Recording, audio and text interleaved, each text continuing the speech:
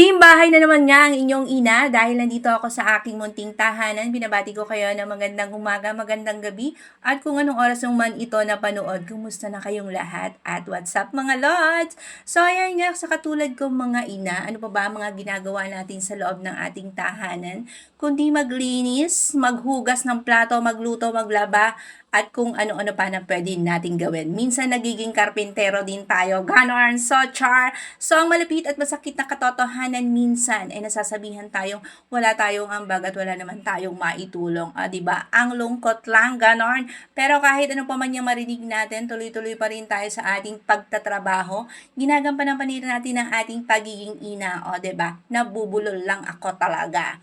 Dahil pag nagpasira tayo sa mga ganong maliliit na bagay, tiyak sira ang buong araw mo. Ganon. So, eto nga ngayon, naglinis ako ng electric fan. Dahil medyo maalikabok na rin talaga. Kahit anong sarado natin sa loob ng bahay natin, dyan pa rin yung mga alikabok. Ewan ko ba kung saan nanggagaling talaga yarn? Ewan ko ba talaga? Ganon.